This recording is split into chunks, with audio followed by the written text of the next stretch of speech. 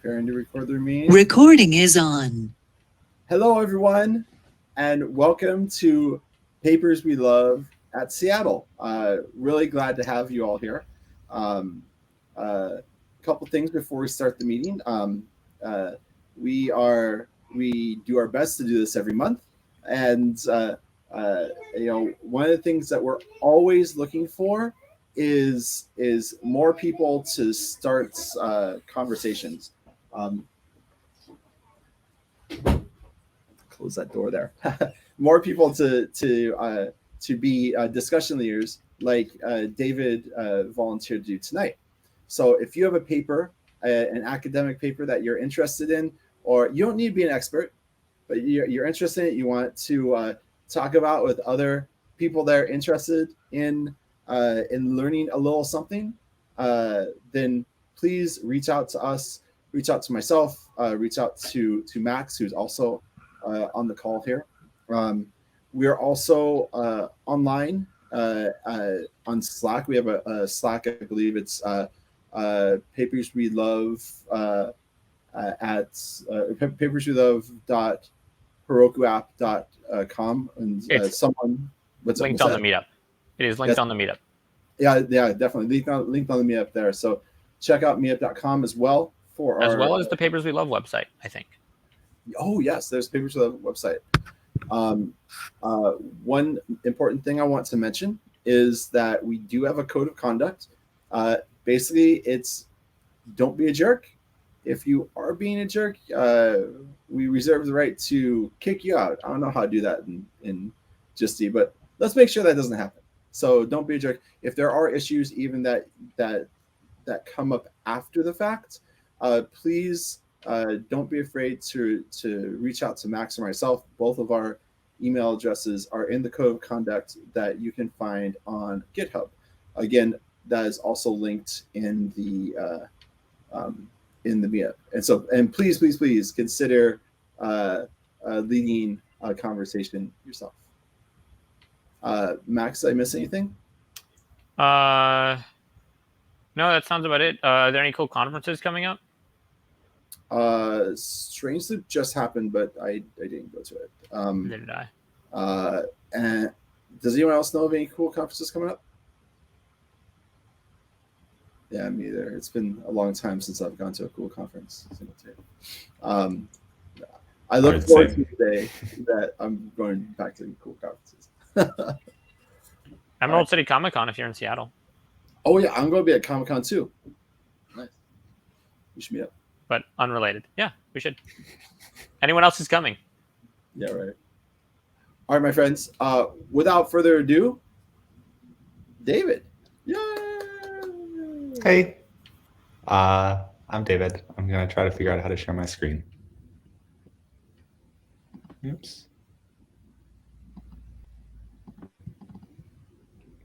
That doesn't seem to do anything, which is cool.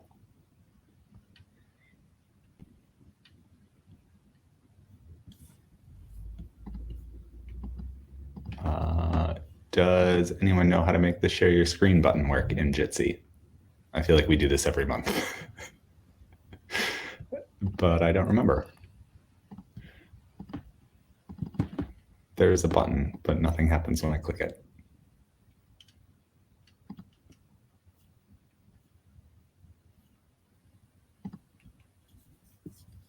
In my previous experiences, it just kind of works.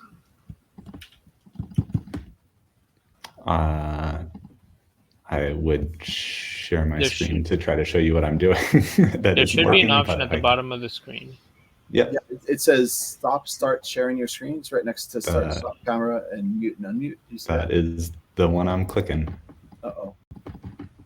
So I can share my screen. And now I see someone's screen. That's mine, yeah. Oop. Do you have permissions set? Yeah, I don't know if I need to give this extra permissions that I didn't before. More action settings.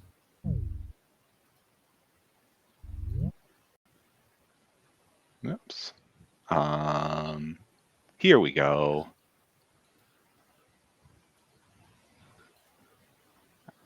I turned it off and I turned it back on again, and then it worked. Yay. You're in. That's good. Promote me to senior SRE, please. Sir, IT crowd soundbite here.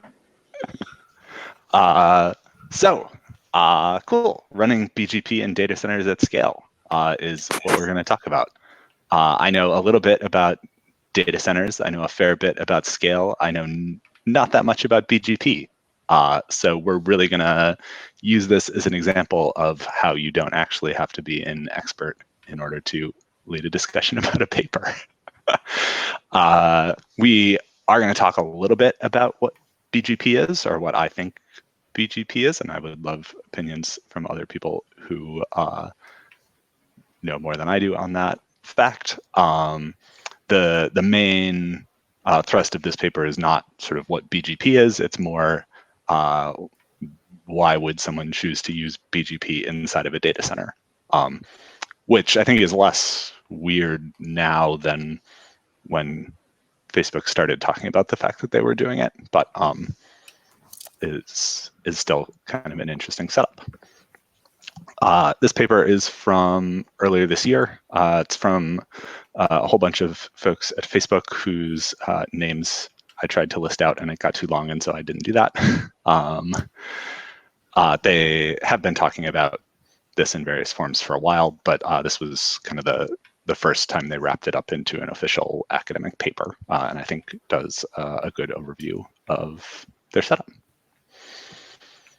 The reason that I wanted to talk about this paper was because just about a month ago, when we were talking about whether we were going to do this last time, Facebook had a big outage that was apparently related to BGP. As far as I know, that was not at all related to this use of BGP. And it's just a coincidence that they use BGP for both of them. So, with that disclaimer, I don't think it was directly related. As a general disclaimer, when talking about outages, hug ops to the team. Running complex systems at scale is hard, and I'm not a fan of dunking on people for having incidents, because we all have incidents, and we can discuss the ethics of dunking on people for still working at Facebook in 2021 later over a beer. So what is BGP? BGP is a routing protocol that was originally designed for the internet. Very basic routing. Routing is how your packets get to the right place over a network. So in this little diagram that I stole from Cloudflare, I want to say, computer A wants to talk over to computer B. It has somehow got an IP address for computer B, maybe from DNS, but now it's got this packet. How is the packet actually going to find its way there? So we've got this series of tubes in between them, and those tubes are attached to routers, and the routers are going to do the work of forwarding the packet down the tubes until eventually, hopefully, it gets to the right place. And a routing protocol describes how we get this group of routers to work together to make the decisions about what tubes to use in a way that gets packets where they're supposed to go, ideally relatively quickly. And importantly, even and especially in the face of occasional problems with the routers and with the tubes. So very basic routing. This is a diagram of my home network. It probably looks pretty similar to yours, unless you're really into networking. I've got one router. It's connected to a couple computers in my house. It's connected to the internet. And it uses a very simple static routing protocol. Anything that is inside my house gets routed inside my house. Anything that is not inside my house gets routed to the internet. Pretty simple, easy to set up, likely to meet all of your personal routing needs. but not really going to work at the scale of something like a data center, right? Even assuming that you were okay with only having that one single point of failure, that one router and connection out to the internet, scaling up the back end of that and running really large layer 2 networks is hard, the internet tells me. And so you're almost certainly going to want multiple routers involved in your data center. So this is my attempt at drawing a pretty classic networking diagram for a small data center. Probably not what you would see today necessarily, but kind of a pretty classic, easy to understand design. On the bottom, we've got a couple different racks of servers. Each of those racks has a top of rack switch or router that we call a TOR. It's connected to all the servers in the rack, and then it has connections up to the rest of the data center.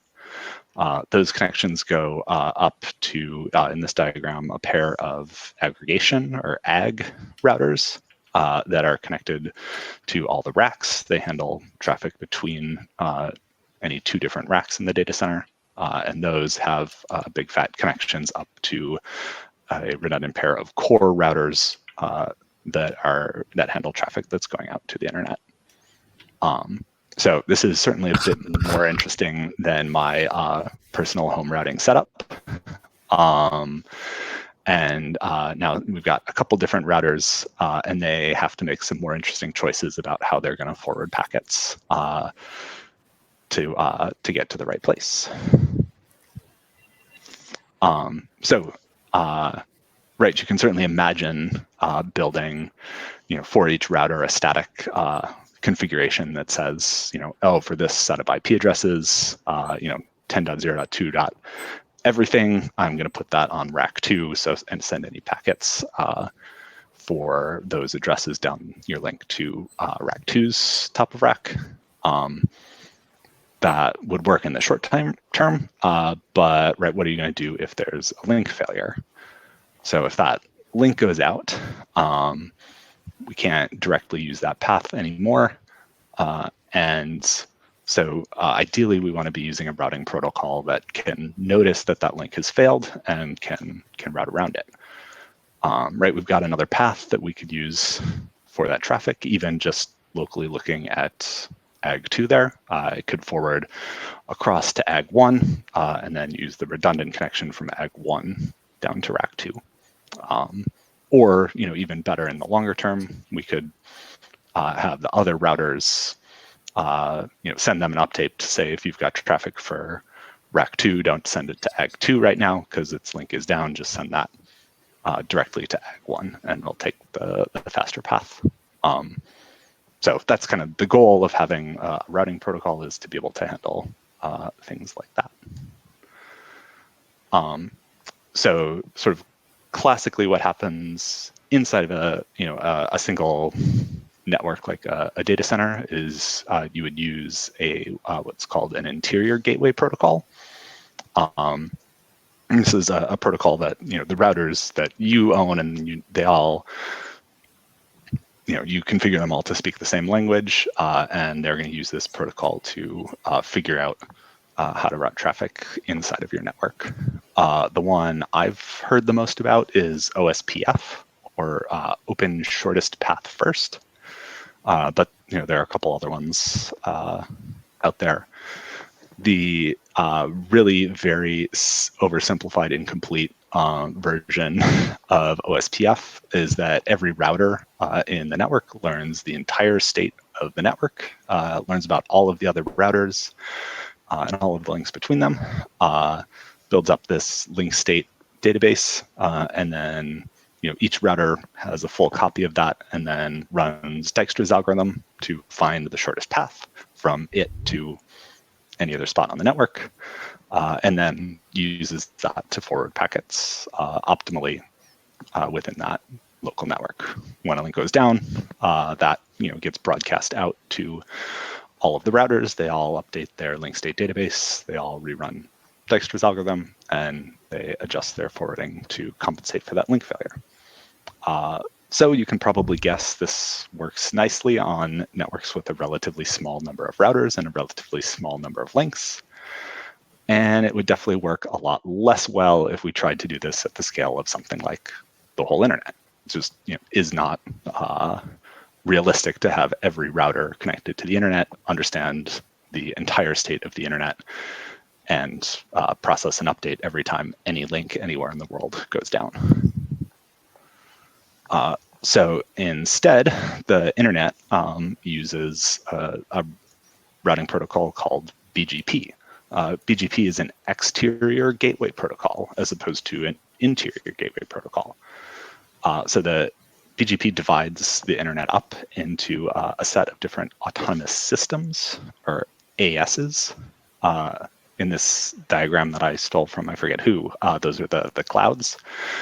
Think of each of those as a network that is owned and operated by one entity.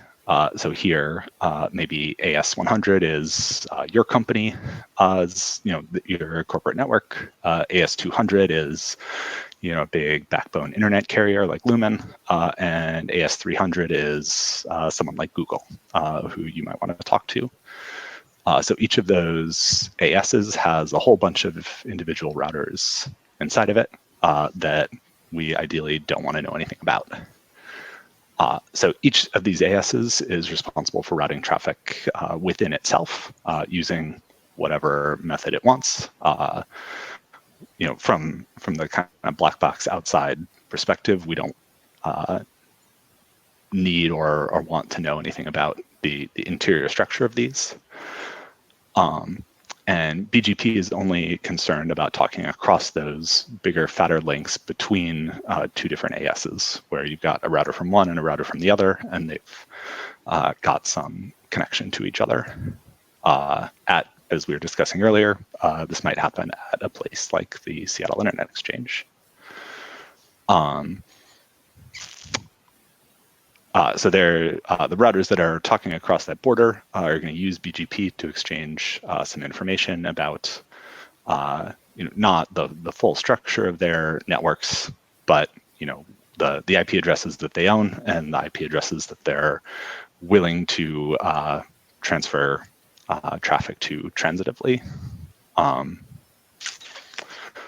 So, like for an example, in this diagram, R305 at the border of Google there is going to use BGP to announce to R202 at Lumen, like, hey, I'm from Google and I know how to get packets to any Google IP address if you give them to me. Lumen doesn't know anything about the internal structure of Google's network. It just knows that if I've got something for Google, I'm going to pass it down that link to R305. So this information then gets fed into whatever internal routing protocol that Lumen wants to use within its network. So all of those routers know, they don't know the full structure of Google, but they know if I've got packets for Google, I'm going to send them towards R202, and then R202 knows how to get them to Google. Assuming that Google has some appropriate peering or transit agreements in place with Lumen, then R203 on the border of our network is going to pick up the fact that R202 has a route to Google, and it's going to advertise that across to our R101, saying, hey, I'm Lumen, in addition to if you directly want to route traffic to any Lumen IP addresses, which you probably don't, I'm also willing to accept traffic for Google, and I know how to get it there for you. I forgot to mention there's also a measure of cost, kind of logical, not necessarily monetary cost involved in the advertisement. So, Google is going to tell Lumen, I can very quickly and easily and cheaply get you get your packets to Google because I am Google, and then Lumen is going to add some calculation of I can get your packets to Google, but maybe I'm shipping them on a fiber across the Pacific Ocean, so like this the cost for me to get packets to Google is going to be high and maybe you want to consider a different route. So then, your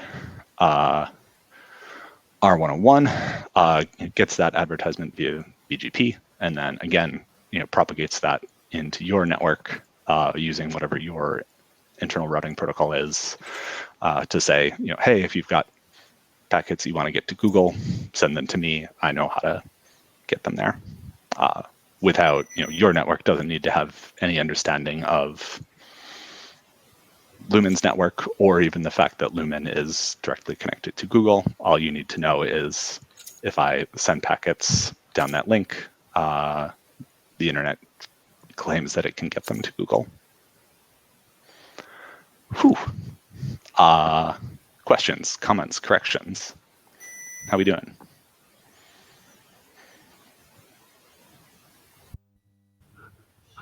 I think that makes sense so far. Yeah. Sweet.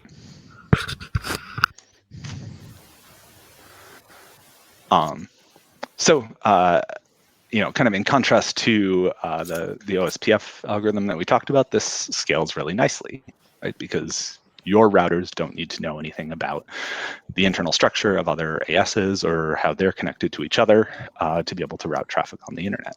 All you need to know is the structure within your own autonomous system. And, for the links that you have out to other ASs, what ranges of IP addresses they're willing to accept traffic for and route them onto the right place. So that really cuts down the amount of state that you would need to store in your routers to be able to route traffic. So the Facebook incident I mentioned earlier was with this use of BGP. As far as I can tell from reading publicly available docs, all of Facebook's routers stopped advertising the fact that they were willing to route traffic to Facebook IPs. That cascaded out to their immediate neighbors and so on and so forth to the entire internet, and everyone just kind of forgot that Facebook existed for a while. But as I said, that's not directly what this paper is about. So this paper is about how Facebook uses BGP as the internal routing protocol within. When we talk about Facebook IPs, is that a subnet that we're talking about? Is that defined as like a subnet? A group of subnets, I assume. I haven't actually gone in. Right. So it's not like that's not established in DNS. That's established via subnets. Is that kind of correct? Correct. Yeah, okay. They have gone out and bought those numbers from wherever, and that. So there's a bunch of stuff in BGP that is kind of policy around how those are managed. So, right, just because you have a connection to Lumen, you can't send them an advertisement saying, "Oh yeah, I have a really great route to Facebook." They're probably not going to accept that. And so BGP has a bunch of filtering to be able to say, like, yeah, no, I've received that advertisement from you, and I don't believe it's true. We did this. This picture is actually from a BGP hijacking attack. So this AS12389 is like some Russian telecom ISP, and they either themselves or because they got hacked, or I think it was unclear, but they suddenly started advertising like, oh yeah, I've got really great routes to all of these sites that you might be interested in. And I think especially some like cryptocurrency, or no, this one was Amazon's DNS servers. So they advertised like, we've got the absolute best routes to Amazon's DNS servers. If you want to go to Amazon's DNS servers, like definitely send that traffic to us. They advertised that out. That did not get caught in filtering, and so that propagated out. And then for a while, everyone was sending them traffic for Amazon's DNS servers. They used that to intercept and inject some fake responses for some cryptocurrency site, redirecting that to those DNS queries to some attacker-controlled thing, and ended up stealing a bunch of people's cryptocurrency. So the BGP has the tools to let you, as a network operator, protect yourself from stuff like that by saying like, I trust this Russian telecom to give me routes to IPs for Russian companies, but like if they're advertising a route to Amazon, like I'm actually gonna, I've got other routes to Amazon. I'm not gonna listen to their advertisement.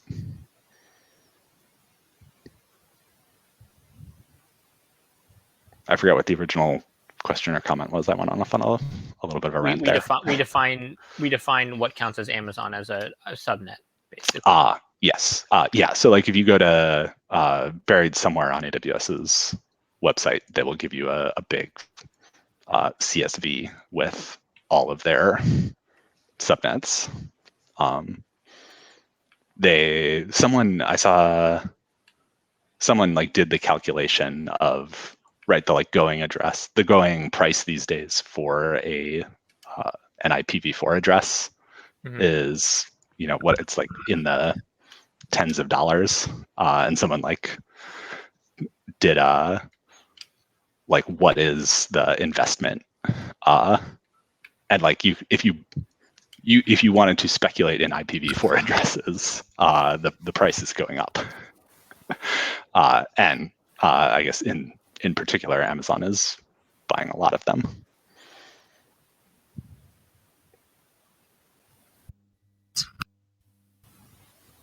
That was a whole bunch of detours. On to data centers. So Facebook's data centers are probably unsurprisingly quite large, which is kind of why they got into this game of looking at other ways to do routing within their networks. So big data center networks these days look a bit different from that kind of traditional core and aggregation model we talked about earlier. Turns out that at some point you can't buy core and ag routers that are big enough, and so you have to start doing other things. So Facebook's data center network setup that's described in the paper and a bit better in a different blog post that I stole some pictures from, seems fairly typical of what I've seen from other large operators, but we're going to go through a bit of what that looks like. Oops, part of the slide didn't reload. Try reloading. Oops. That didn't work very well.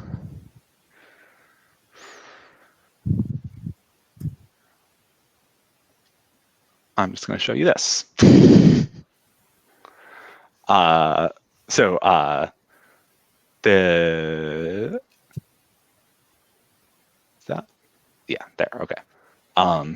So Facebook's data centers are split up into a large number of server pods. An individual pod, they say, holds up to 48 racks worth of servers. Each of those racks, as before, has a top-of-rack switch. They uniformly call them switches instead of routers, even though they're doing routing, which bothers me a bit, but they certainly know a lot more about networking stuff than I do, so maybe we just call everything a switch now, even if it's routing. I'm unclear. At any rate, this pod idea lets them incrementally grow a data center where they started out with fill up the building with as many servers as they need, and then it makes it easy for them to just kind of roll in and plug in new pods over time as they need more capacity. So this picture is the structure of a single pod. It's got the up to 48 racks down on the bottom, and sort of similar to the pair of aggregation switches we saw in the previous diagram. Kind of replacing that is this layer of fabric switches. So in this diagram, they have 4. The paper says they can scale that up to as many as 16 if they to add more bandwidth within the pod. each rack is connected up to each of those fabric switches. Each of the fabric switches is connected to all of the racks.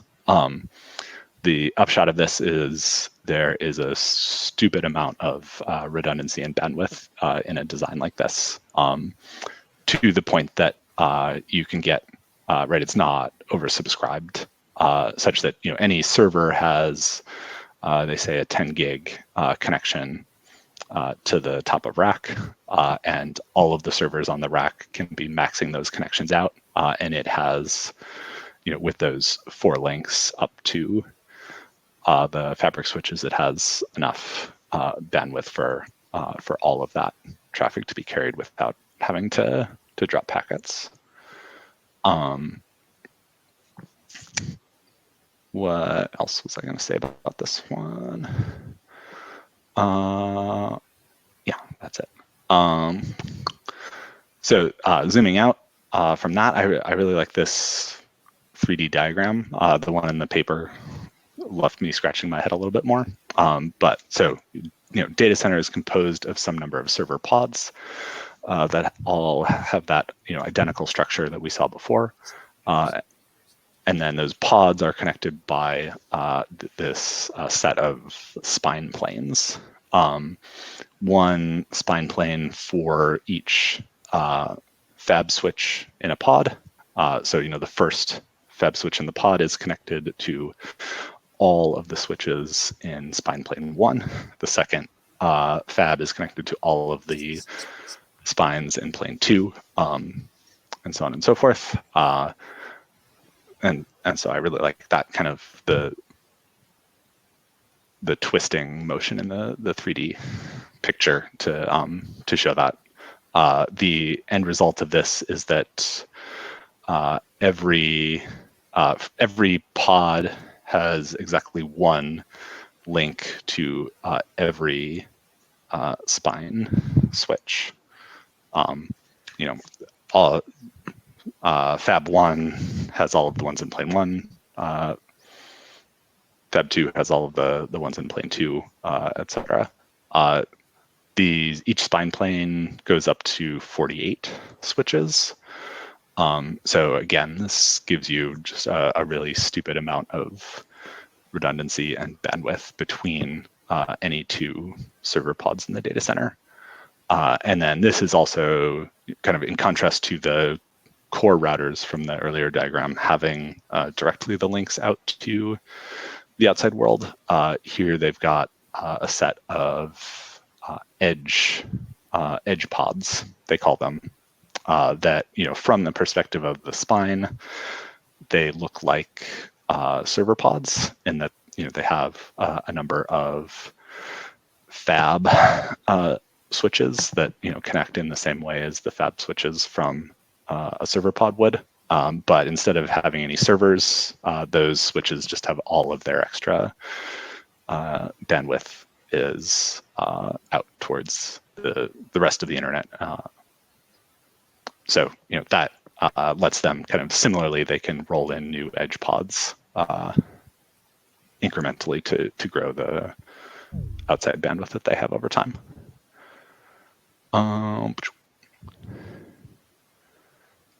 Oh man, all of the last half of my slide deck is broken, so we're just gonna roll off the paper.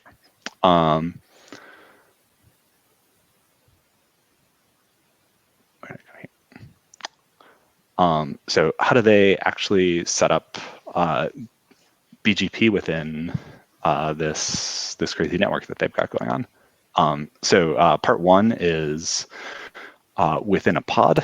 We're going to look at that first.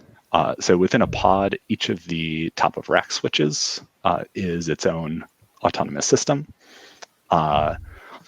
because it is just one device. It doesn't need to have an interior routing protocol. We just don't have that at all, and it is only doing routing based on BGP. So it is, it knows the IP addresses of the servers in its rack, and it's going to advertise routes to those IP addresses up to the fab switches that it's connected to. Each of those also similarly pretends to be its own autonomous system, at least when talking downwards to the top of rack switches. So from the router's perspective, it's got 4 neighbors in other autonomous systems, and it's advertising to them, hey, I know how to get to the IP addresses of the servers in my rack, and it's getting advertisements from them that they have routes to the other racks in this pod and to the rest of the data center. They're then playing an interesting trick with a feature called BGP Confederation, which is apparently it's like a nested form of BGP. So when they're talking downwards to rack switches, the fabs pretend to each be different autonomous systems. But when they're talking upwards to the spines, they all pretend to be the same autonomous system that has a different number. I didn't get a great sense for what this is. One of the interesting things that it lets them do is this picture and the numbers here are the same for every pod. So the first fab switch in every pod has number 65301. The second has 65302, and similarly with the racks, those all have the same numbers. So those get reused across pods. And then the confederation, each pod has a unique AS number assigned to that pod. So those are unique across the data center. And then, so the second side is then the diagram for, each of these is a pod as presented by the set of fab switches in that pod. Collectively, that is, well, I guess each of this is just one fab switch. So this is spine plane 1. It is connected to all the fab switches with number 65301 across each of the different pods. So this one is this one.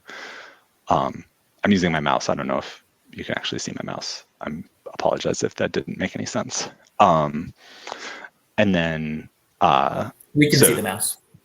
Okay, easy.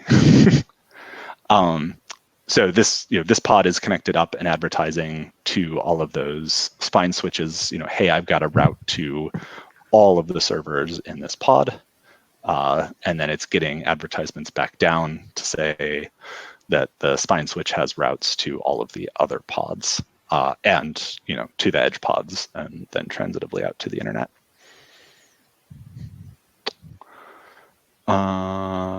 Checking my notes.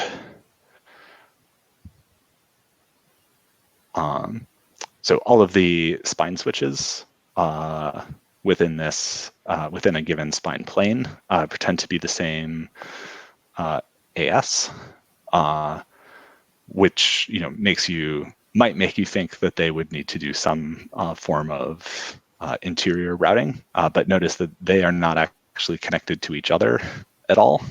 And so this actually works out totally fine. Because, right, if I'm here, I can, I'm getting an advertisement from each of these switches saying that as a whole, the AS knows how to route to any pod. And I can send a packet to any of these switches and it will send it down to the appropriate pod without having to do any interior routing within the spine.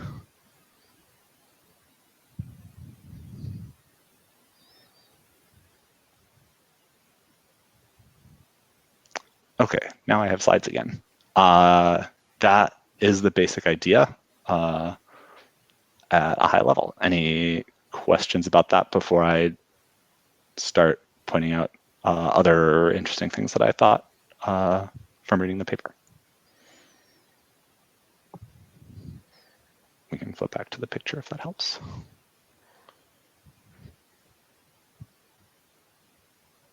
Everyone is just stunned into silence that someone would build data centers like this. I'm stunned at how complicated it is. It's so so intricate to like build this data center out, in such a, I guess, robust way, right? Mm-hmm. Let's say, like, why do you think the reasoning is behind their need for this level of I don't know, redundancy Yep. As I understand it, and this is not specific to Facebook, but from other large data centers that I have experience with, it's honestly less about the redundancy. Like, that's just kind of a nice bonus. It's really about, right, if you wanted, you need a certain amount of bandwidth across the data center. And if you were trying to get that much bandwidth by buying, one really enormous Switch. town-sized Cisco switch, you'd be paying a whole lot of money, and or Cisco would just be like, haha, fuck you. So on a smaller scale, we ran into this at Isilon, Mhm. where like we used Mellanox switches, and literally like Mellanox did not sell switches beyond 144 links. So that was our maximum number. So like, what do you do when you want to go beyond 144? Like, we needed. Well, now you know what size you scale to. Yeah. Yep. And so, yeah, the kind of the bigger designs in the industry have all gone to something like this, where right, each of these switches can be a relatively cheap piece of hardware, and you scale up the amount of bandwidth by just having a shit ton of them, instead of buying a small number of very expensive switches. It also lets you handle. It also seems like it lets you handle load better, like varying load. Yeah, the cost of any one of these links going down, or any one of these switches going down for maintenance, is very small. Versus, right, if you're using the pair of core switches, like taking one of those core switches down means you just lost half your bandwidth. So I hope you were planning on that and not actually using more than 50% of your total bandwidth. And like, now you've just got the one core switch left, and you really hope nothing happens to that one before you get the other one back up. Versus in this model, right, you can shoot any of these spine switches in the head, and it's a negligible impact. So when seen from above, the spine switches all have the same number. Are they connecting to different routers that see them as the downstream path, or are they connecting to similar routers that are going to have to decide how to balance between them? Yep. So this, this is one router, the first router in pod 65101. It is connected to all of the switches in this spine. They are all advertising routes to all of the other pods. And so it's going to do equal cost multipath routing across all of those links. Do folks generally understand? I just said equal cost multipath. Should I use more words for that? Yes. And the fact that it make TCP sad. What's equal cost multipart? Yeah. So that is you've got two options basically of what you're going to do. If you're a router and you have you're talking BGP to some other places, and they both advertise a route to a particular IP address. Right, if one of them is very low cost and one of them is very high cost, that's a pretty easy decision. You send packets to the one with the lower cost. In the case where you have multiple paths that you can forward and they both have the same cost, you can either pick one and send all of your traffic over that one. And then, right, if that link goes down, then great, fail over to the other one.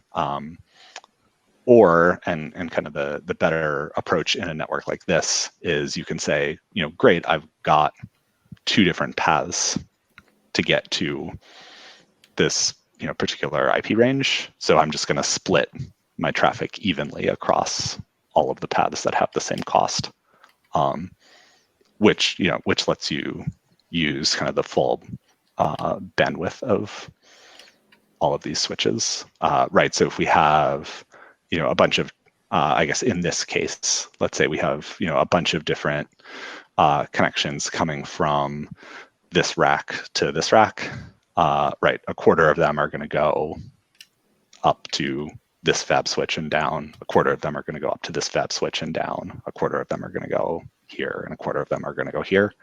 And so you're using the full bandwidth of those links versus pinning. If you're only using this path, then you're potentially maxing out the bandwidth of this connection, even though you've got potentially spare bandwidth on those other paths.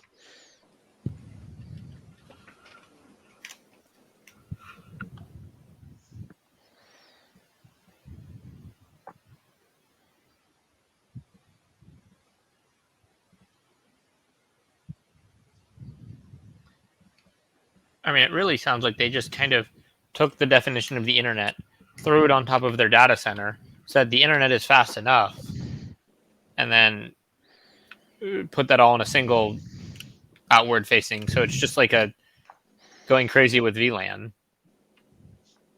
Well, one advantage here, another advantage here too, is because again, the BGP and all that are being, find the next routes and all that. This means you also don't have to keep detailed diagrams and information on how your network is set up. Most big data centers that don't do this, you'll have some guy in there who has a whole map, literally a paper map of where everything is. This is just slot a spine in, you're done basically, and they let it figure it out itself with the clever choice of AS numbers. Yep. Yeah, that's definitely a big thing they talk about, is that a lot of this design is motivated by that.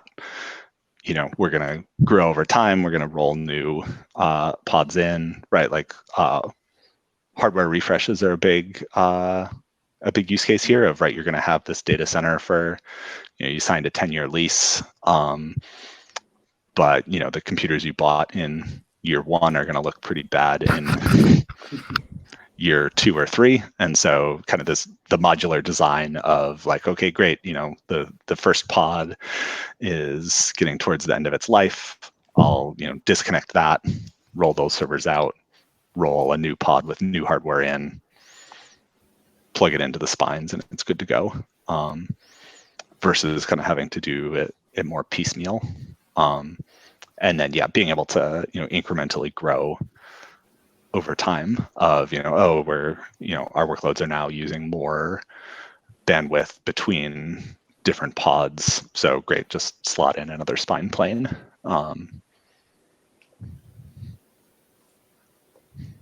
That very much that idea of horizontal scalability versus like, oh, we need more bandwidth, time to go see if Cisco will sell us a bigger switch. You will hit bandwidth limitations on that as well. Like eventually you will hit scalability limits on this. Oh yeah, absolutely. And well, you tend to hit blast radius problems of like, if this is all in one building and that building burns down, maybe that's not what you want. So that from what I've seen, that tends to be your limiting factor more than network scalability with a design like this. Another thing I'm thinking, the paper probably won't go into this detail. I'm also kind of wondering if they also have redundant links, dedicated links between data centers too, and not just over the public internet. Yep. They hint at that. They don't talk about any of the detail, but that's these edge switches. So I think, right, properly, that is connecting to their backbone between data centers. And then I don't know if they do this, but what I've seen elsewhere is that you then have transit centers that are not real data centers, but right, you put a building, you put a very small data center across the street from the Seattle Internet Exchange, and then you run a cable out the window from your data center into the Seattle Internet Exchange to where you're going to connect to the internet. But yeah, Facebook does run its own backbone. They don't use the internet to backbone between data centers, or at least not exclusively.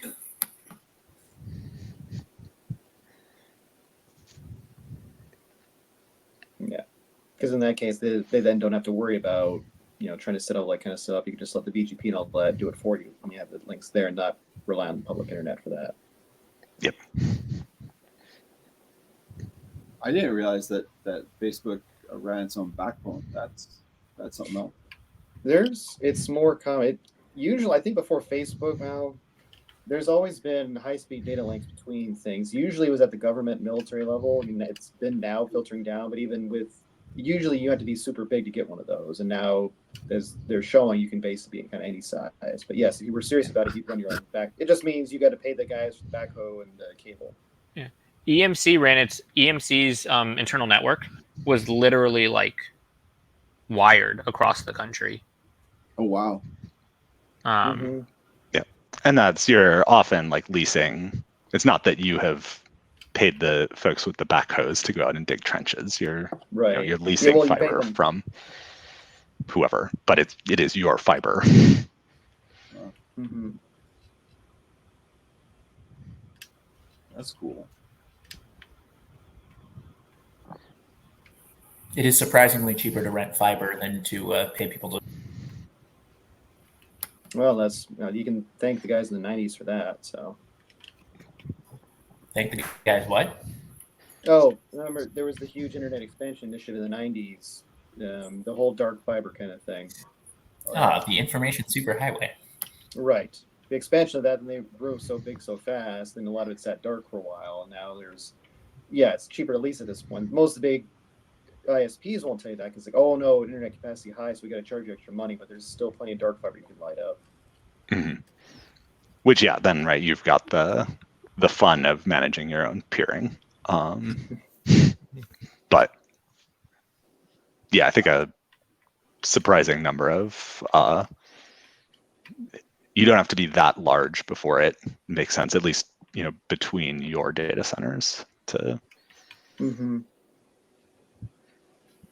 It means you can stop playing 95.5 games and just like load the thing to 100% all the time. Yeah. I know that Riot Games, who makes League of Legends, has their own plug into other, like, has their own like connection into other companies' BGP networks. Like they have their own in Chicago. They actually like don't route. That's because they're playing latency games, not bandwidth. Yeah. Mm-hmm. But more fuckery with BGP, Mm-hmm. And I think Netflix does some custom stuff too at this point. They do some very custom stuff. Yeah, what don't they do at this point that is custom? They do a bunch of stuff that is not custom because it's on AWS, and then they do a bunch of stuff that is very, very custom because it is just outside your house.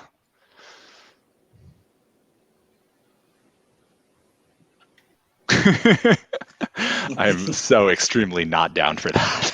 Yeah. You want to have your own telecom? You could put landlines back. It'd be fun. I mean, that sounds get like a router, a huge amount of work colo. for a You wouldn't be the first person to accidentally start an ISP. Yeah, right. Yeah. I mean, the Weston's just right there, guys. Mm-hmm. Oh man.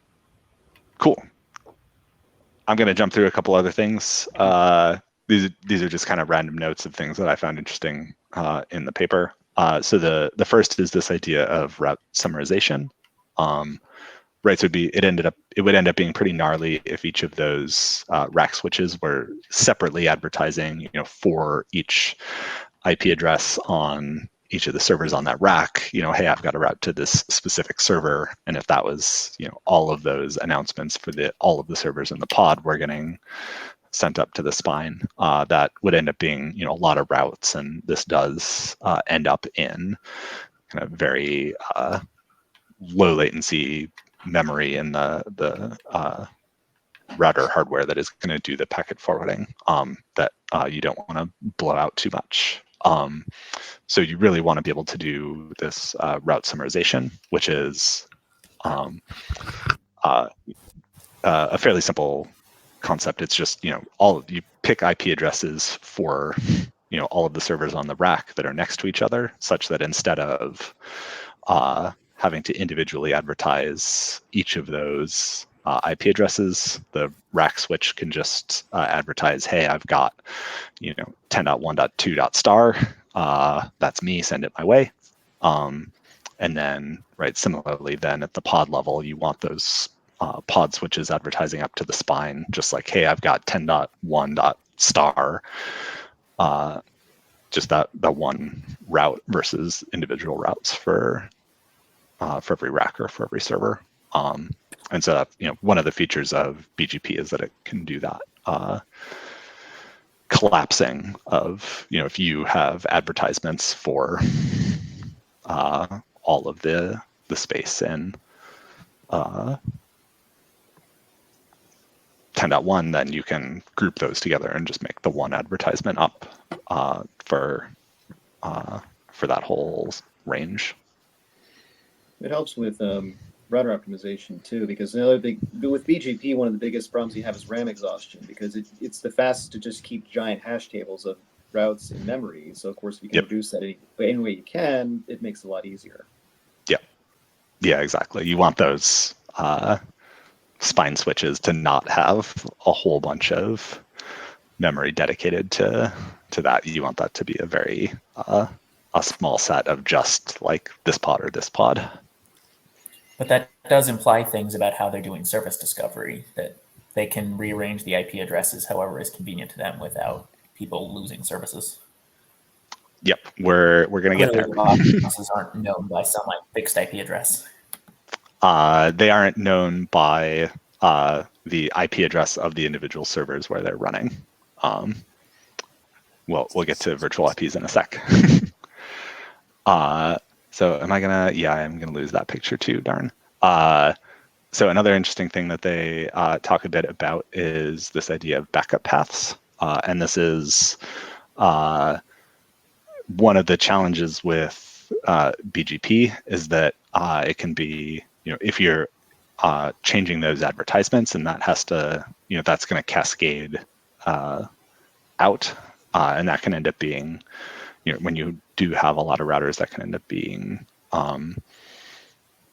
pretty expensive to be changing those advertisements around.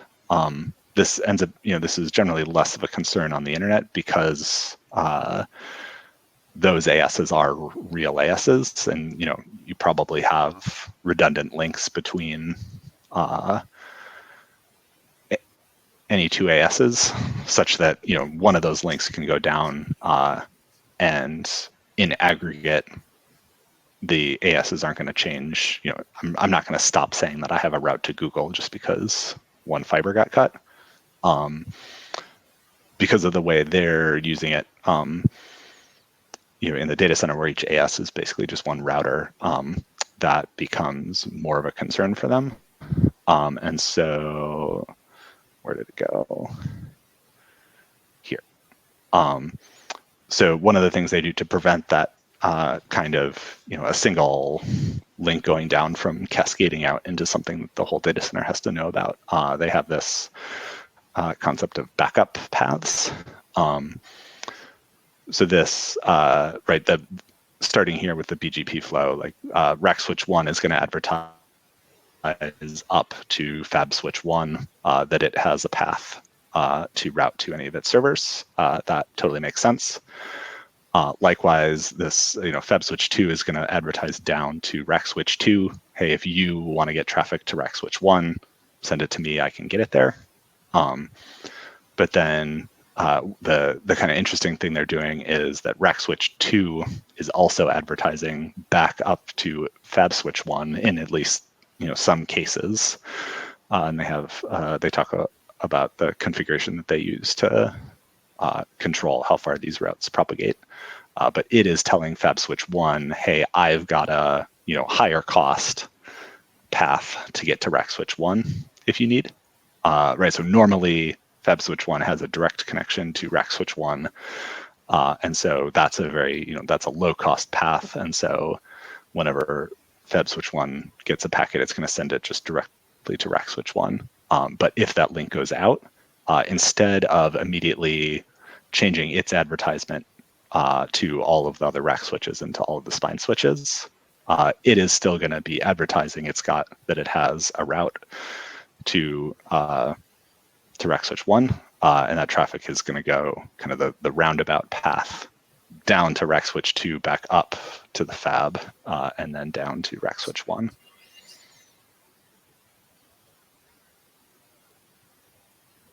It took me several starings at this to be like, what? But it's a pretty cool idea. I mean, it has to look like that. It's a bipartite graph. The Fab switches don't talk to each other. So if you want to avoid a link, you're going to have to go from Fab to Rack to Fab to Rack. Yep.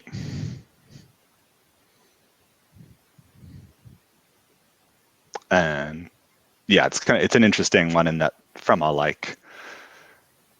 on one hand, the optimal thing to do would be to have Fab Switch 1 change its advertisements to say, hey, don't send me traffic for Rack Switch 1, send it to one of the other Fab switches because they have a working path. And so it's taking a less optimal path, but trading that off against the cost of doing those announcements up. And then, because this Fab switch is the only connection this pod has to spine plane 1, that's going to change the advertisement to spine plane to everything in spine plane 1, which is then going to cascade down to all the other pods. And so that ends up being a whole lot of reconfiguration that they avoid by saying, oh yeah, I'm going to say that I still have a route to Rack Switch 1, even it has to be a little less optimal for a while.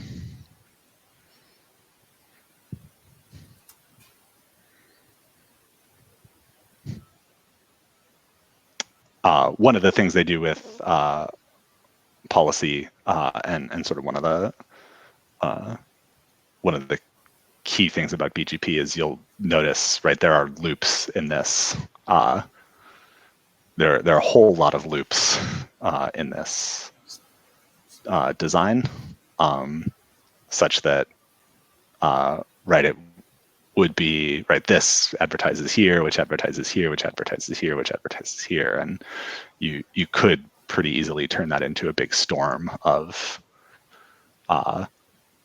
those advertisement messages consuming a whole bunch of bandwidth. And so some of the policy stuff is to say, you advertise, this one advertises up to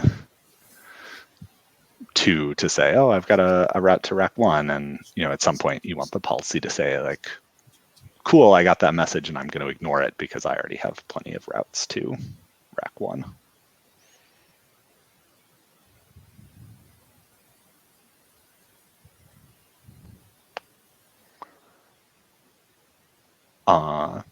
Another one was draining, So when they're going to take a switch out of service to do maintenance on it or to reboot it or whatever, their process for kind of draining the traffic off of that switch gracefully first is to make updates in BGP. So first they flip the switch into a I think it was draining state where it's still running, it's still doing all of its switchy things.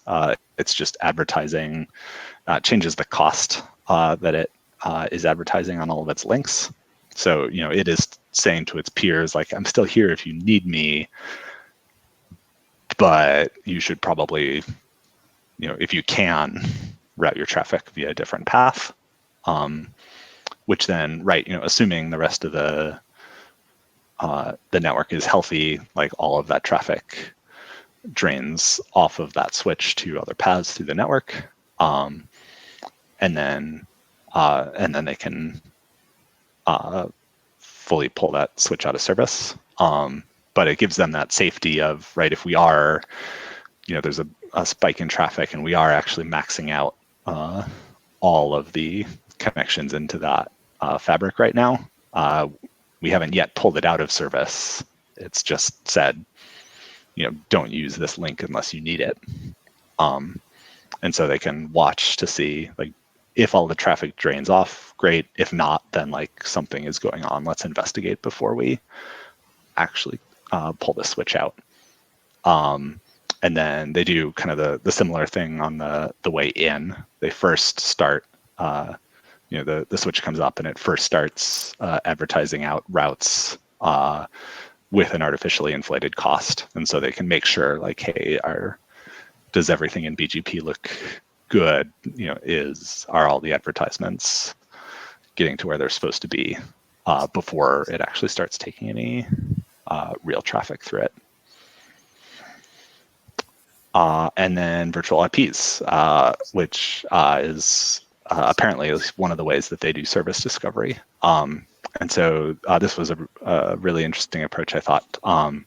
In user space, so if you have a service that wants to, you have a process that is going to be part of a load balanced service using at least this technology. In user space, you've got a library that speaks BGP and connects to your top of rack, and provides an advertisement that says, hey, if you want to talk to this virtual IP address, 1.1.1.1, this server, whatever server that process happens to come up on, has a route in quotes to that IP address in quotes. So then, anywhere else, any other server then can just send a normal packet to that virtual IP address, and the routers will naturally route it to wherever the closest service is that is announcing, wherever the closest server is that is announcing that it has a route to that IP address, and then the process for that service can capture the packet and do whatever it's going to do to it. And then, if that process crashes, because it's a library running in that process that is doing the BGP announcements, process crashes, that announcement gets withdrawn from BGP, and then the traffic starts routing via the next shortest path to that IP address, which is some other instance of the service running on some other server somewhere.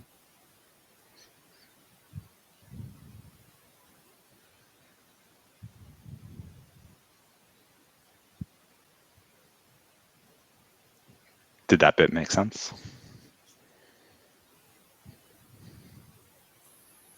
Made sense to me.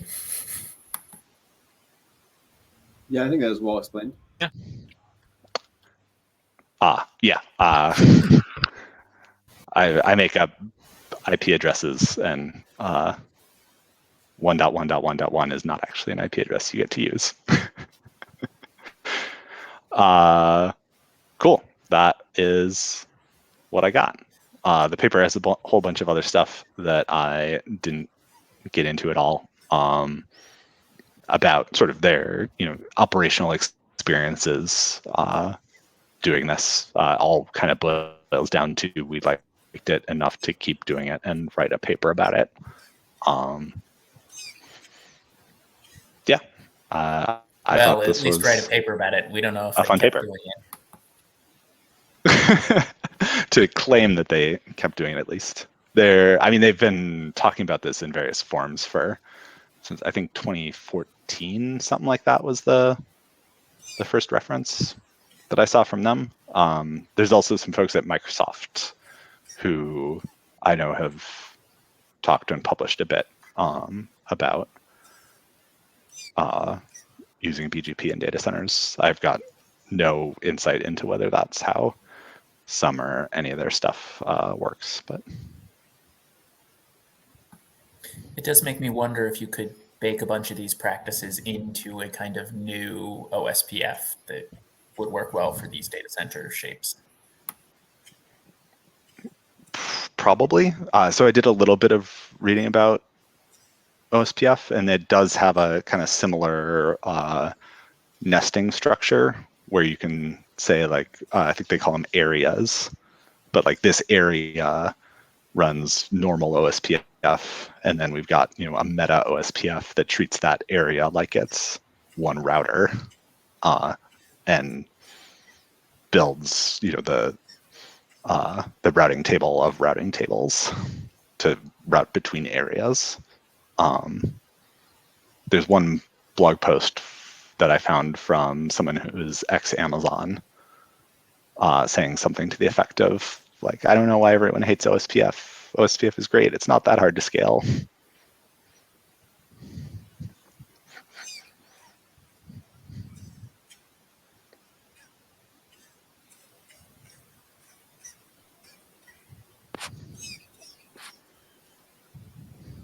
Cool.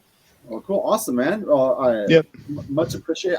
I'm going to stop the recording now, and we can continue talking. But one thing I would say is that before I stop the recording, please, again, check us out. Check out our Slack. Go to meetup.com and sign up for the Slack. Reach out to us. And if you're interested in talking about a paper or just learning more and geeking out with a bunch of other people, please reach out to me, reach out to Max, and we'll get you all lined up. The goal is to do this again in December. So I hope to see you all there. Yeah. To underscore again, you don't need to be an expert. It's not that hard. Your slides don't even have to work. Right. That's right. It's better when they don't. We're not a bunch of fancy business guys doing business guy stuff. Yelling We're- at martini lunches. That's right. You can have 4 martinis while you're presenting. That's absolutely okay. You don't have Got to. to provide your own lunch, though. All right, I'm stopping recording. Bye. There is a paper I want to do, but I don't know if I'll be around next month, so I might have to do it for January.